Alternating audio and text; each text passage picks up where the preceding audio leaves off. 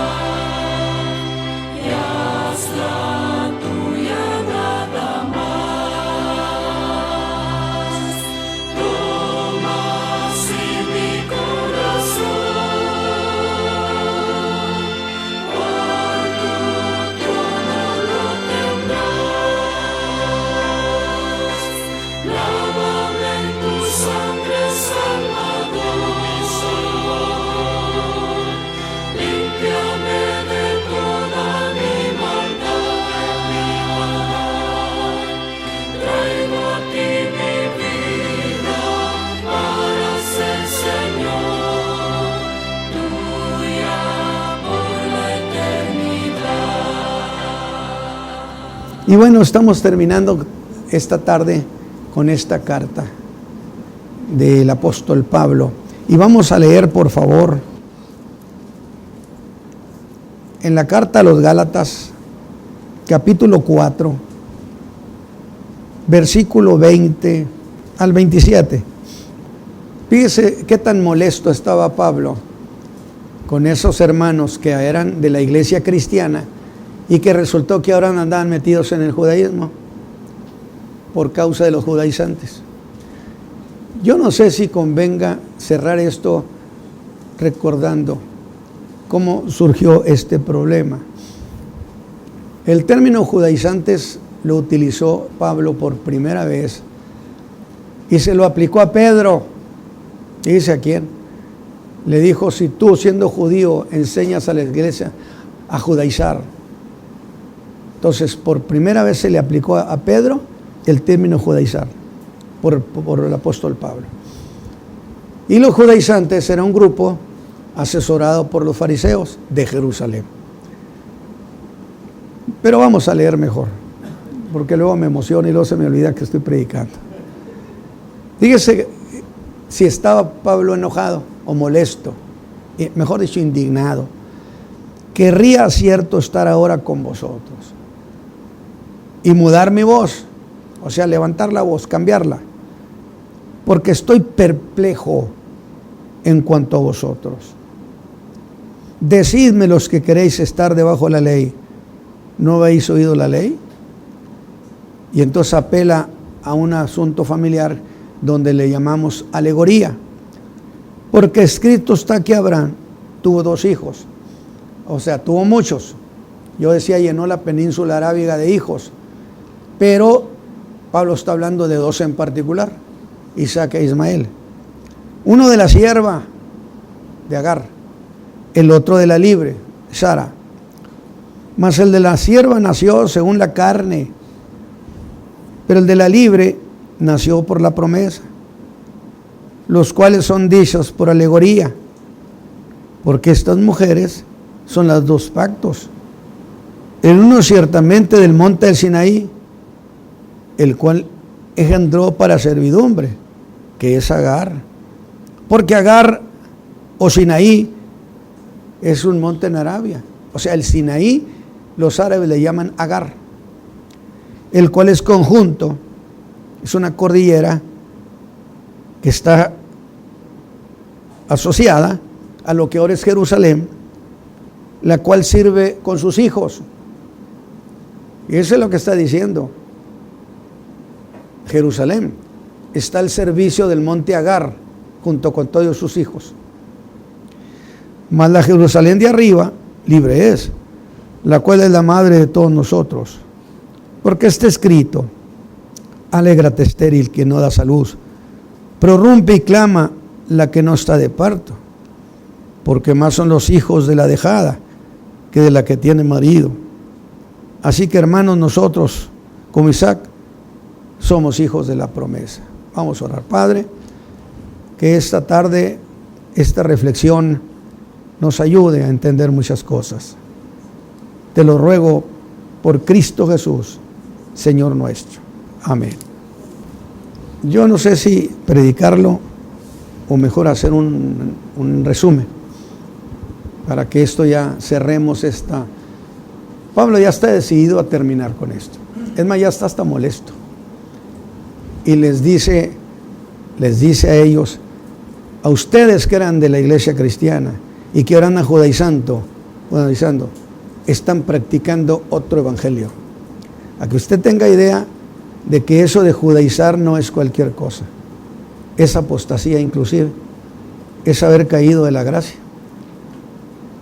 Pero no se le da interpretación así, cuando menos no aquí en el medio regional. No, hombre, es que es la costumbre de ellos, y pues será la de ellos, pero no de la iglesia cristiana. Porque, déjeme recordarle cómo empezó esto. Voy a tratar de ser lo más breve posible. El apóstol Pablo, después de su conversión, llegó a Antioquía, y de allí Bernabé lo llevó a Tarso, allá a su tierra, y pasaron como cerca de 10 años. Para que no se piense que eso de que Pablo empezó a predicar al siguiente día convertido es una mala interpretación. De ninguna manera. A los 3 años empezó a predicar, y está probado bíblicamente. Y yo digo esto porque luego algunos dicen: no, pues si Pablo empezó a predicar al siguiente día, y ahí andan los recién convertidos que apenas empiezan a caminar, no saben ni la A por lo redondo en términos de la fe, pero que es que ya están predicando y profetizando y enseñando. Por eso después traen la fe, la traen en la cabeza y luego en los pies. Y lo digo porque es necesario que se ponga orden. Vivimos en un caos en esta generación.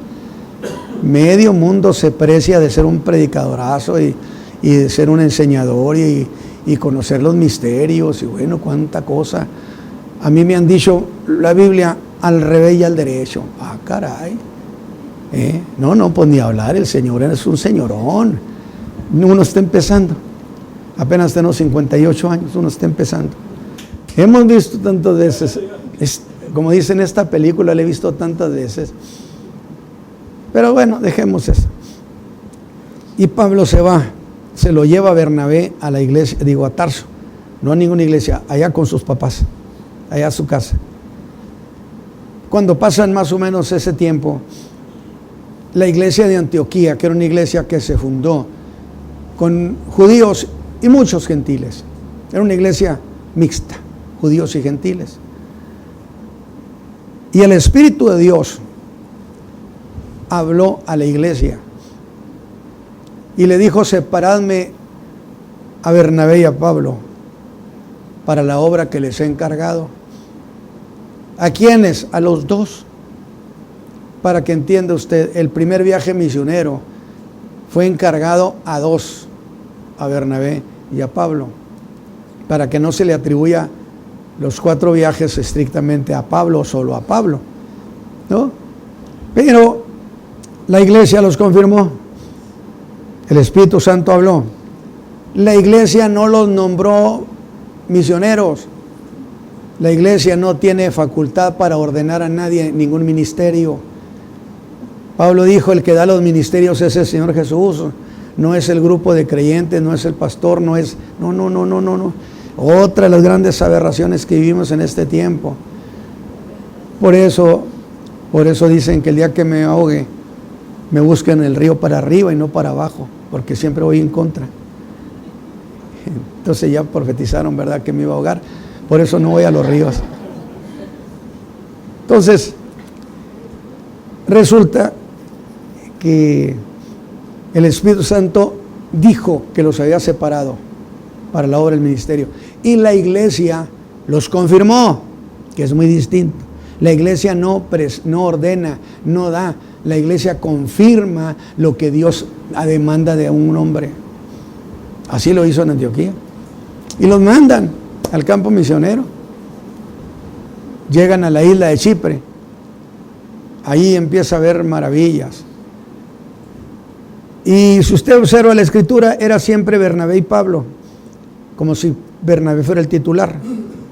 Pero cuando ya salen de Chipre y cruzan al Asia Menor, donde estaba realmente lo duro de la evangelización, era terreno árido, virgen, no había nada. Y entonces, a partir de allí, el Espíritu Santo indica que lo llamen Pablo y Bernabé, para significar que el titular era Pablo y no Bernabé. Hicieron un trabajo enorme. Si Pablo era el de Bernabé, pero Pablo fue el de las pedradas, por cierto. O sea, quería hacer, ándele pues, las pedradas son para ti. Y fue tan hermoso ese viaje misionero, que en Listra sucedió el milagro grandísimo, que yo decía, un hombre cojo desde el vientre de su madre. Cuando Pablo estaba hablando, lo estaba oyendo atentamente. Nadie que escuche el evangelio con desatención, pensando otra cosa y echando ahí, ¿cómo se llaman? Un tuitazo, ¿no? No espere recibir nada. Pero si pone el corazón en lo que se está diciendo de la palabra, le garantizo que siempre sale con bendición, porque eso está establecido. Y ahorita en este tiempo hay una desatención en la iglesia, en las iglesias, donde cada quien anda en su mundo. No hay tal cosa de que están atentos a, no, están pensando en otra cosa, están mandándose tweets, esas cosas, que es una irreverencia y una falta de respeto al Altísimo, porque es su majestad el Rey, su palabra. ¿De acuerdo?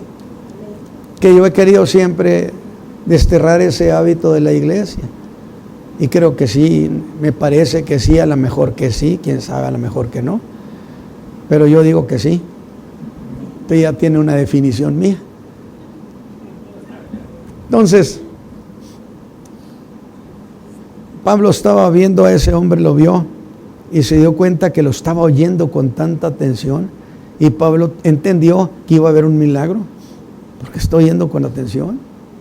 Dice, y cuando Pablo vio que tenía fe, o sea, ahí entra la percepción espiritual del predicador, le dice, levántate sobre tus pies. Se cuenta que lo habían jalado.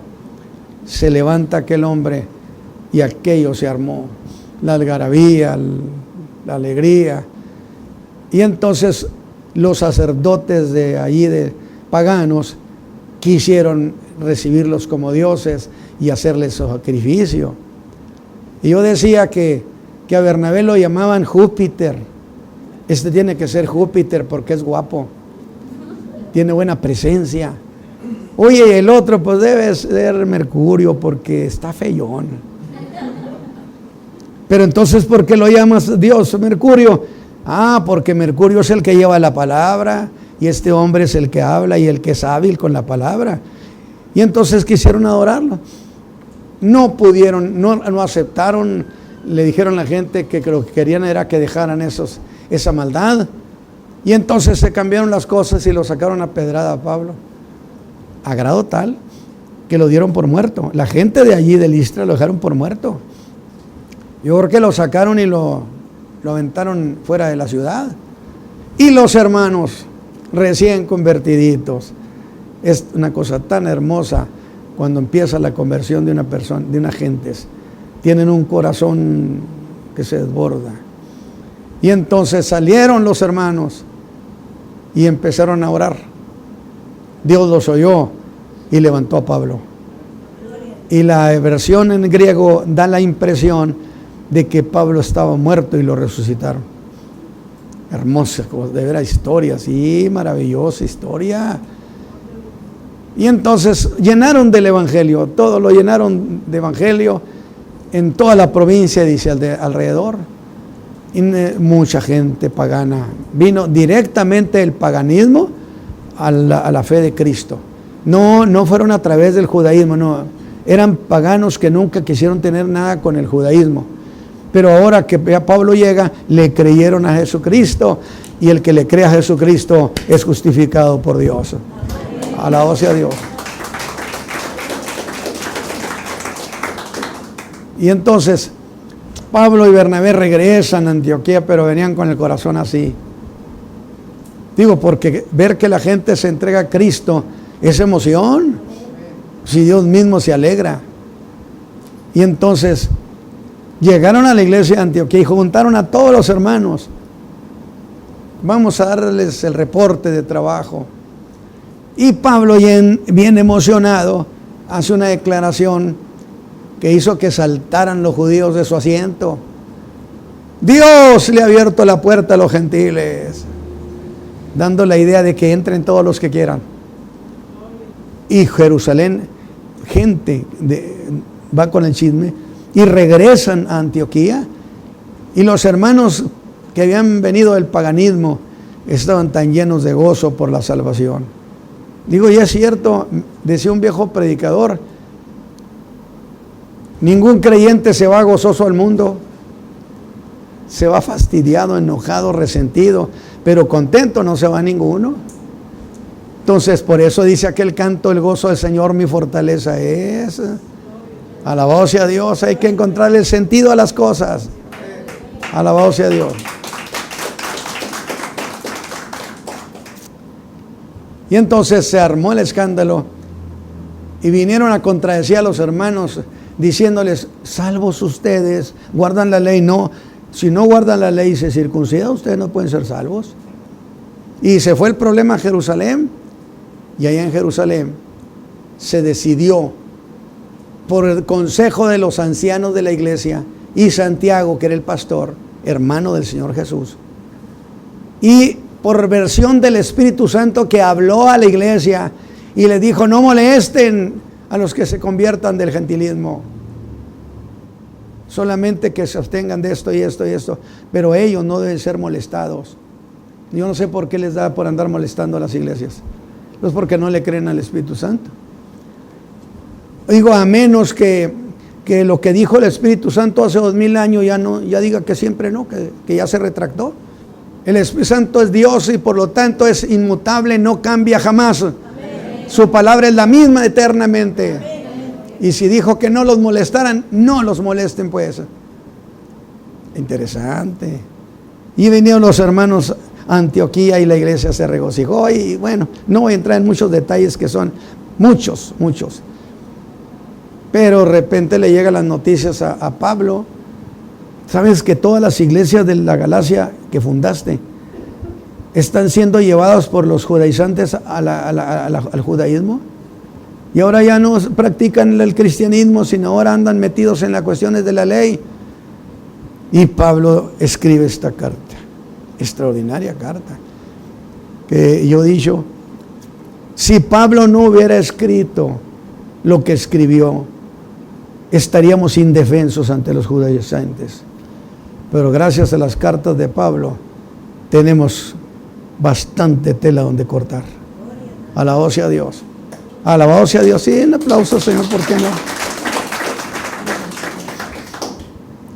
Y entonces Pablo les escribe a los hermanos de la Galacia, y lo primero que les dice es: Gálatas insensatos, torpes. Se oye bonito, ¿no? Hay otras expresiones sinónimos de eso, pero no lo voy a mencionar así. Y ya esta última vez, este último mensaje, donde él ya está cerrando esta cuestión, le dice: estoy perplejo que tan pronto ustedes hayan cambiado. Y yo le digo a Pablo: bueno, pero es que no es de extrañarnos, Pablo. Los Gálatas tenían por sistema ser muy volubles. En realidad esa rama de los franceses era gente muy voluble. De veras, hermanos, hacer que se consolide el evangelio con la gente voluble está difícil. Porque hoy están muy emocionados y mañana están colapsados. Hoy son gigantes en la fe, mañana son alfeñiques ahí que arrastrándose, medio caminando. Mire, a mí me alegra gente que después de 20, 30 o 40 años dice, yo sigo siendo lo mismo. Alabado sea Dios. La lealtad a esta fe preciosa. Y entonces, Pablo está llegando. Y ya para terminar, trae a existencia. En realidad voy a hacer un resumen. Apela a dos hijos de Abraham. Va al Génesis 16 al 18 y se trae a estos dos muchachos. Lo estoy diciendo figuradamente. Uno de ellos era Isaac, el otro era Ismael. Pero tenían conflicto. ¿Cuál era el conflicto? El conflicto peleaban la titularidad de la herencia. Y así, hablando de esa manera, pareciera que estaban peleando estrictamente los bienes, los terrenos, las vacas, las borregas. Eso sí podía ser cierto, y me imagino que sí, pero en el fondo no era eso lo que se peleaba. Vamos para allá. Y entonces Pablo dice, miren, estos dos muchachos, uno de ellos es Ismael, que está peleando el derecho de la herencia. Pero le voy a hacer una aclaración. Cuando en la Biblia aquí se habla de herencia, se habla de la promesa que Dios le hizo a Abraham. Es decir, Dios le dijo a Abraham, te voy a dar un hijo y él será bendición a las naciones de la tierra. Él va a bendecirlos. ¿Cómo? Otorgándoles perdón de pecados, salvando a las familias de la tierra. Eso era el contenido de la promesa. Desde luego Ismael ni Agar pelearían eso porque no lo entendían. Pero si él era reconocido como el primogénito heredero, era como si te trasladara, la promesa ya no le pertenece a Cristo, sino le pertenece a este otro. Y nadie puede heredar las promesas más que Cristo Jesús. Entonces, lo que se estaba peleando no era una cuestión de la ley, era una cuestión de herencia. Y Pablo dice, es que este muchacho nació producto de la carne, es decir, no es de la promesa. Porque resulta, yo decía en la mañana, que un día Dios descendió, es Cristo en el Antiguo Testamento, y venía con dos ángeles.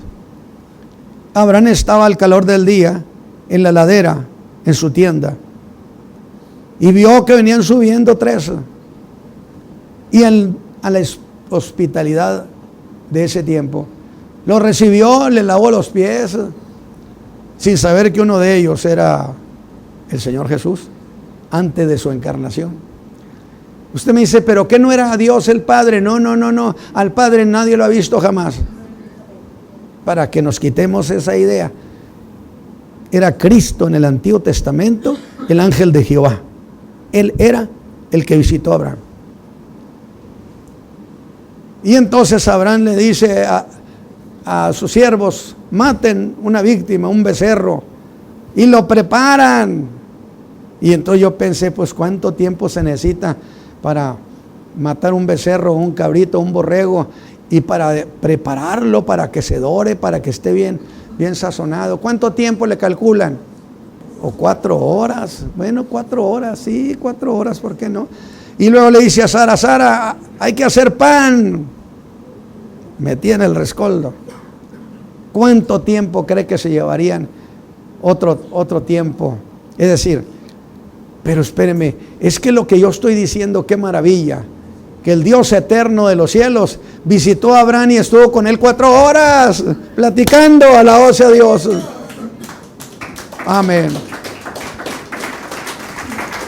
Por eso dice que es el hombre para que tengas de él memoria.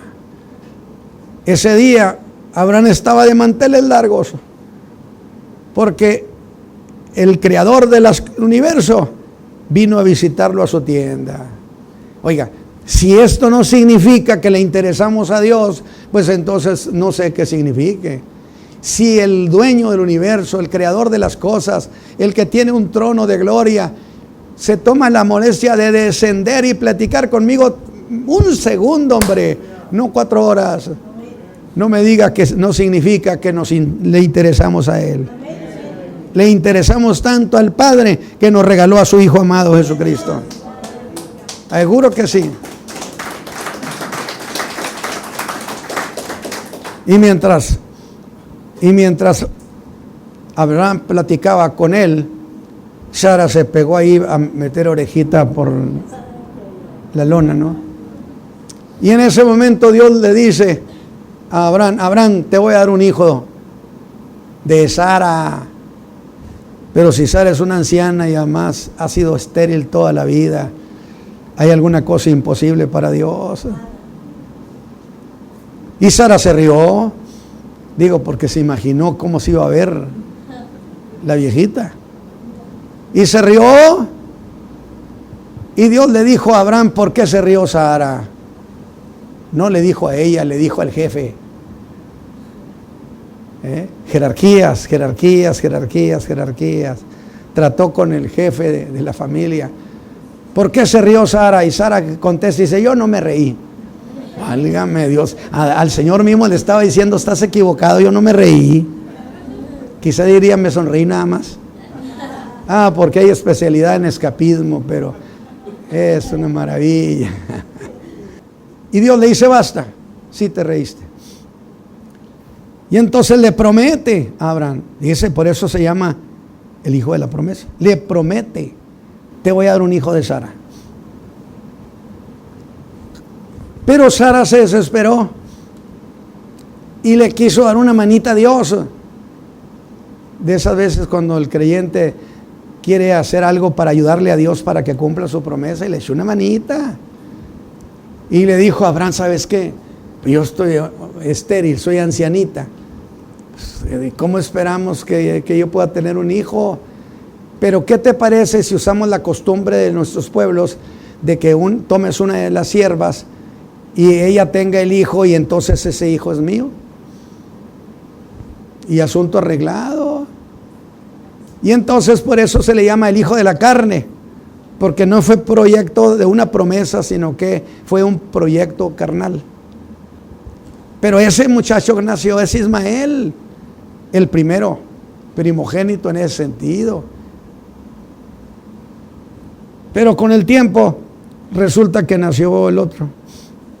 Y yo decía, mire lo que Dios tuvo que hacer. Oiga, para empezar tuvo que rejuvenecer todo su organismo para que tuviera ese bebé. Pero ¿acaso hay alguna cosa imposible para Dios? Es que es maravilloso, verás, cuando Dios interviene con nosotros. Mire, y a pesar de muchos de nuestros errores, Dios como quiera nos favorece y nos ayuda. Y vino y nació el muchacho Isaac, que quiere decir risa. Nació, pero este era hijo de la promesa. No fue hijo de la carne como vino a él, sino hijo de la promesa. Pero ¿cuál promesa, hermanos? ¿Cuál promesa? La que Dios le había dicho que le iba a dar un hijo. Pero la referencia es la promesa que le hice a Abraham, que un hijo suyo habría de bendecir a las naciones de la tierra. Una referencia, dice Pablo, viendo la escritura, que Abraham iba a bendecir al mundo. Él lo evangelizó primero. Interesante. ¿Sabe usted que el Señor Jesús le enseñó el evangelio a Abraham? ¿Se lo explicó? Por eso Jesús le dijo a la gente judía, Abraham vuestro padre vio mi día y se gozó, hombre. Alabado sea Dios. ¿Hasta dónde Abraham conocía el evangelio? ¿Por qué? Porque el Señor Jesús se lo anticipó, le dijo así va a ser y así. Antes que Abraham fuese, ese era yo. No tienes 50 años y ya lo conociste. Lo que es la objeción de la incredulidad. Y entonces, este conflicto era un conflicto por la titularidad de la herencia. Pero la herencia estaba asociada a la promesa que le había hecho a Abraham. En ti serán benditas las naciones, que es una referencia a perdón de pecados, a un cambio de vida, que es lo que Cristo hizo por nosotros. Y entonces, ¿cómo podía Ismael heredar? ¿Cómo podía heredar Ismael si no le habían prometido nada a él? ¿Cómo era posible que entonces de él viniera el Salvador del mundo si no era parte de la promesa? Y entonces se dio un conflicto. Ismael molestaba mucho a Isaac.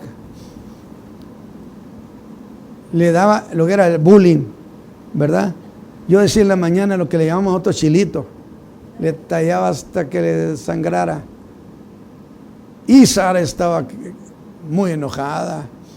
Y le dijo a Abraham: Abraham, me corres a la sierva y a su hijo, porque él no puede heredar junto con mi hijo. Una gran verdad. No puede haber competencia para Cristo Jesús. Él es el Salvador único, el que justifica a los hombres de todo su pecado.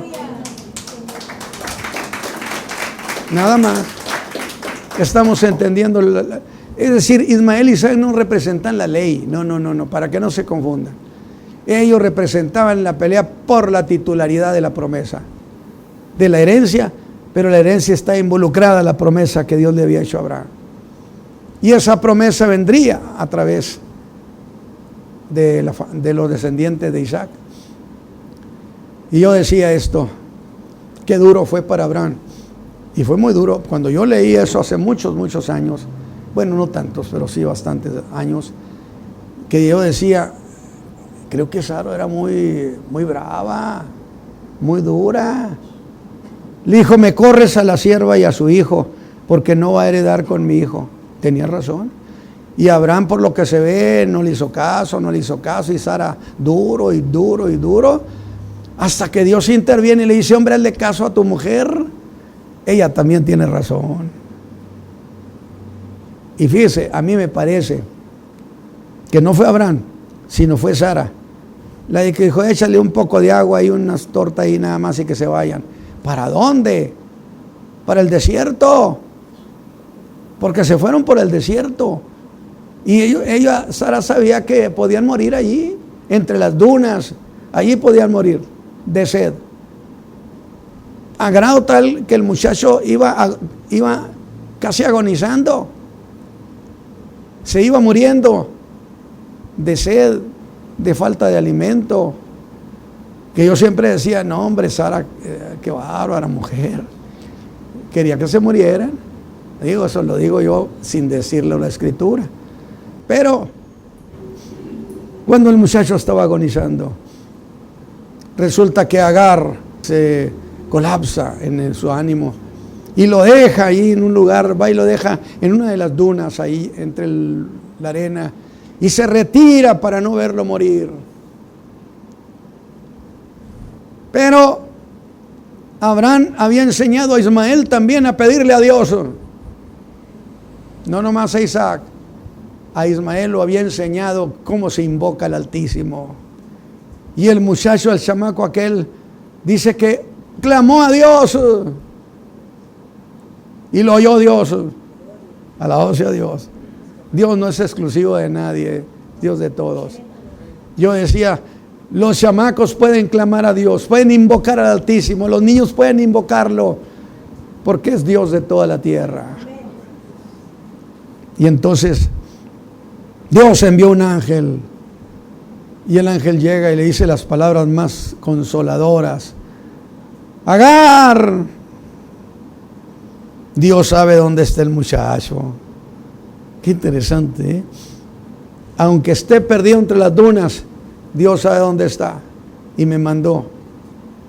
Mira, a él también lo van a poner sobre gran gente, 12 príncipes van a salir de él.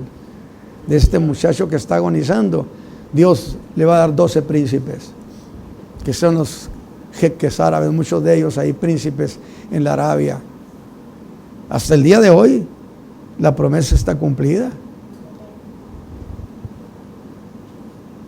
De tal manera que no solo eso, sino que le dijo, mira, este muchacho será grande. Yo decía, ¿pero por qué? Pues que por causa de Abraham, su descendencia es bendecida. Por causa de los padres que aman a Dios, sus hijos son bendecidos. Alabado sea Dios. Alabado sea Dios. Y le dijo, nomás te advierto una cosa, que ese chamaco será peleonero.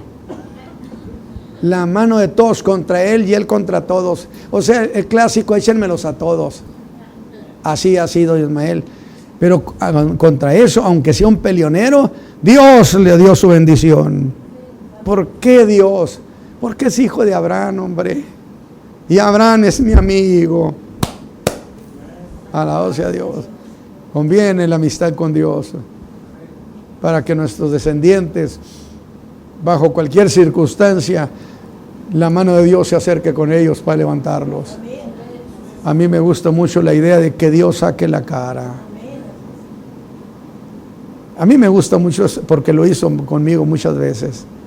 De esas veces cuando la idea es, ¿a dónde le firmo por este? Me encantó, lo hizo muchas veces en mi vida.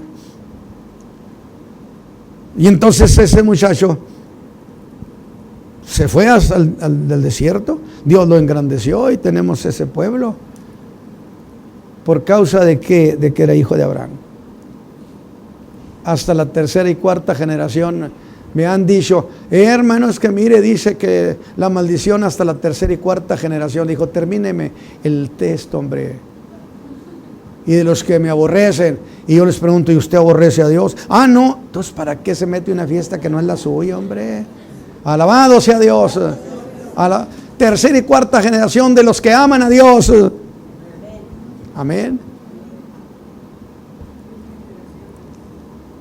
1000 generaciones.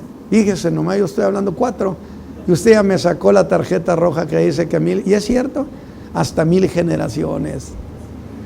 No hay duda, hermanos, que la bondad de Dios es amplia para 1000 generaciones. Quiere decir que no se olvida de los nuestros. Verdaderamente es una felicidad conocer el Evangelio de Jesucristo. Pero resulta que ahora que está, ya les aclara, no señores, el de la promesa es Isaac y él es el que representa entonces la bendición al mundo. A Ismael, que le iba a interesar, no entendía eso. Agar tampoco. Yo creo que Sara tampoco, hombre.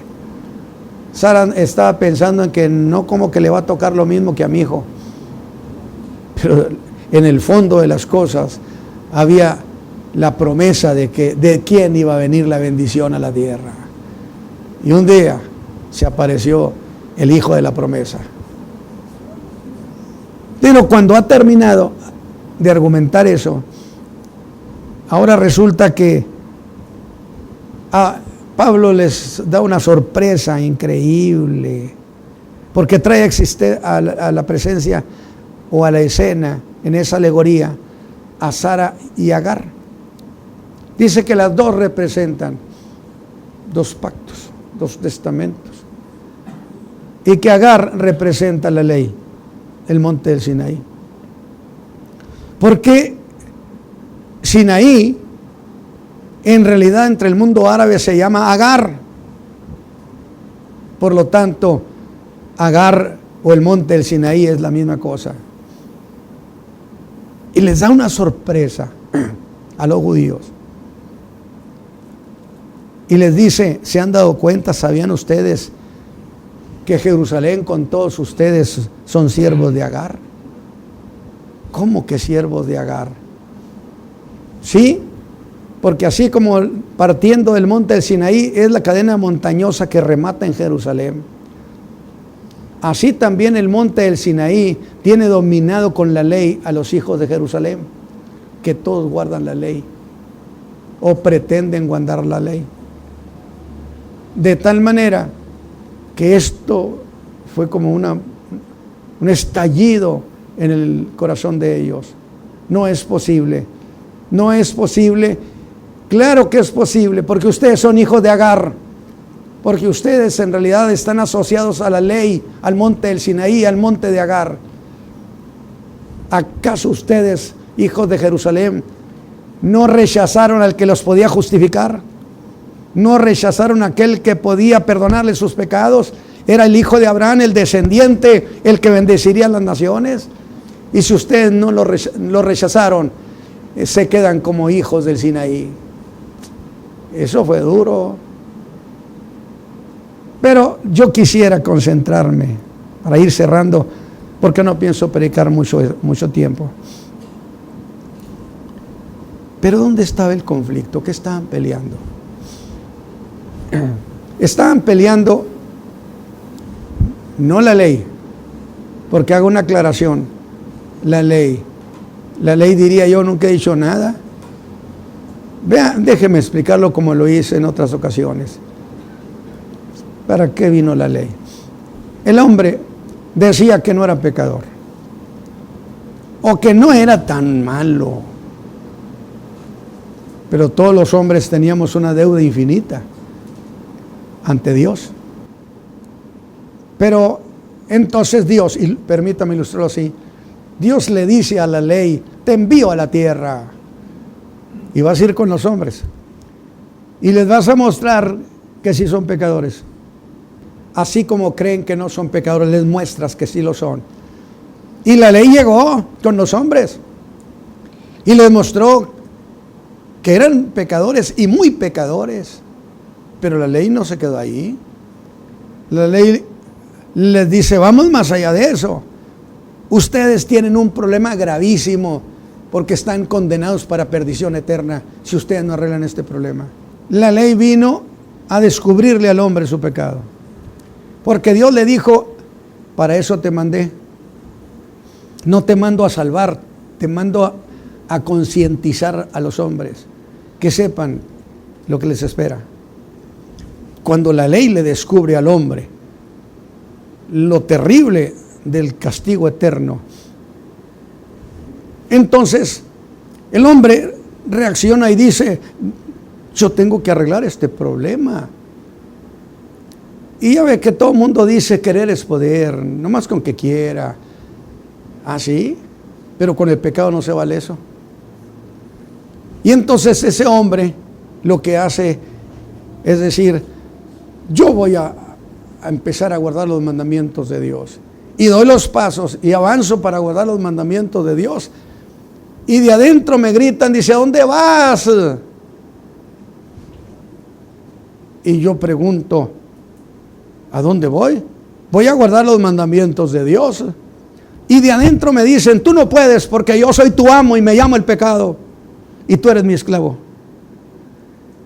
Y entonces descubre el hombre, para sorpresa suya, que no podía salirse del problema, que no podía salirse, no podía servirle a Dios, no podía guardar los mandamientos.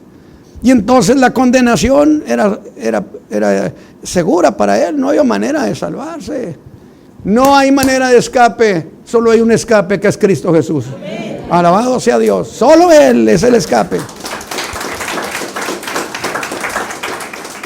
Pues si la Biblia dice: aunque te mueras, te resucito, entre 2000, 3000 años te va a levantar. Entonces, ¿dónde está el escape? El escape solamente está que Cristo lo haya perdonado. Por eso dice: ¿quién me condenará si Él es el que me perdonó? Y Él es el que juzga a los hombres. Y entonces este hombre desesperado, le estoy ilustrando, ese hombre desesperado grita y dice: miserable hombre de mí, ¿quién me librará? Porque sabe que no hay salida. Este es un callejón sin salida. Y entonces alguien le dice: yo sé quién es el que te puede librar. Y el hombre se le diría: ¿y cómo te llamas? Y ella diría: soy la gracia. Alabado sea Dios, soy la gracia. El que te puede librar es Jesucristo, así se llama. Y aquel hombre corre, invoca al Señor Jesús. Romanos 7 y Romanos 8. Esto sí es estrictamente bíblico. Y dice: y Cristo lo libera, perdonándole los pecados. Y el hombre grita, dice: Gracias doy a Dios por Jesucristo, Señor nuestro, que me ha librado de la ley del pecado y de la muerte. Me ha librado, bien emocionado, me ha librado. Soy un hijo de Dios, me ha perdonado. Y yo me fijo en la ley venía detrás de él. Y de repente la ley empieza a aplaudir y dice, magnífico, magnífico. Y yo le digo a la ley, ¿por qué estás aplaudiendo? Porque me alegra de que hice mi trabajo. Alabado sea Dios. Hice mi trabajo. ¿Cuál trabajo? A mí me mandaron. Sí, porque ese hombre le dijo, ayúdame entonces, si sabes que soy pecador, ayúdame. Y ella le dijo, es que ellos no me mandaron a ayudarte. Pero entonces, ¿qué haces? Solamente te digo la condenación que tienes y el pecado que tienes. A mí me dijo Dios claramente, no intente salvar a nadie. Y entonces resulta que los judaizantes enseñaban que la ley justifica al hombre. ¿Qué se está peleando? Espéreme tantito. Si Cristo es el que justifica porque murió por nuestros pecados, pues ¿qué le estaban peleando a Cristo? Que Él no era el que justificaba, que lo que justificaba era la ley. Y la ley, yo le pregunto, oye, lo que estos están diciendo de ti, y la ley diría, pues es que yo nunca he dicho eso. Ellos son los que están diciendo, yo nunca he dicho que yo perdono a nadie. Alabado sea Dios, que el único que perdona es el hijo de Abraham. El que tiene la promesa, ese es el que perdona. Alabado sea Dios. Alabado sea Dios. De un aplauso al Señor. ¿A qué entonces vino la ley? Entonces, ¿cuál era el problema? ¿Cuál era el problema que había? Porque hay una cosa que yo quiero mencionarles. Cuando los creyentes dicen, ya no estamos bajo la ley, sino bajo la gracia. Yo le digo, ¿cuál ley? Porque hay una interpretación equivocada. Dice Pablo a los Gálatas, ya no estamos bajo la ley, sino bajo la gracia. A ver, espéreme, déjeme aclararle ese punto, para que no haya una interpretación chapucera. Es que el hombre pecó, y nuestra deuda era infinita. Quiere decir que no la podíamos pagar. Y entonces vinieron a pagarla por nosotros. Pero mientras eso sucedía, la justicia divina recibió de Dios los expedientes de cada uno de nosotros, y lo que hizo la justicia es nos metió en casa de arraigo. Sí, hemos oído esa figura de casa de arraigo, de tal manera que a todos los hombres, dice, nos encerró bajo pecado. La justicia divina diciendo, no te puedes escapar, aunque te mueras te van a levantar, y tu pecado no puede ser perdonado ni dentro de 5,000 años. Tu pecado es perdonado solamente por la sangre de Jesucristo. Y entonces nos dejó en casa de arraigo, no había para dónde. No, es decir, ¿qué es casa de arraigo? ¿Qué es encerrado? Sencillamente retenido por la justicia divina. No te puedes ir para ninguna parte si no tienes que ir a ser juzgado. Y si te mueres te levantan. Y si pasan 5,000 años, como quiera te traen. Y si te vas a los cielos, de allá te bajan. Y si te vas a lo profundo de la mar, de allá te sacan. Significa, no hay escapatoria. Por eso dice, nos encerró, nos retuvo. Y entonces la ley es un concepto muy amplio. Lo que significa que yo estoy hablando, y Pablo estaba hablando de un acto específico de la ley. No en la ley en general, un acto específico. ¿Cuál fue? Que la ley, cuando recibió nuestros expedientes de pecado, la ley tuvo un acto de retenernos para no escaparnos. De tal manera que cuando Cristo paga nuestra deuda, entrega al tribunal de la justicia el pago hasta el último centavo, nos deja en cero deuda. Y entonces la ley dice, ¿y ustedes qué están haciendo aquí? Sálganse de aquí, porque ya no hay causa contra ustedes. Alabado sea Dios. Y entonces Pablo dice, Dios nos libró de la ley, de ese acto de la ley. Pero no olvide que la ley moral es eterna. O sea, no porque ahora es salvo, usted puede hacer lo que quiera. Que es la interpretación que se da, no estamos bajo la ley, sino bajo la gracia, no. El cristianismo no es contrario a la ley de Dios. Lea la Escritura y no hay una sola cuestión que diga que la gracia exenta de guardar la ley moral de Dios. No lo hay. Entonces, felicidades. El hijo de Abraham, el hijo de la promesa, Cristo Jesús, también vino a cumplir. Y a nosotros nos hizo libres. Y a nosotros los gentiles, yo soy un gentil redimido por Cristo. Ustedes son gentiles redimidos también por Cristo Jesús. Alabado sea Dios. Y le damos gracias a Dios por el hijo de Abraham, por el hijo de la promesa. Pero yo le voy a decir una cosa. Alguien me dijo un día en la radio: eres un antisemita, yo soy un rabino.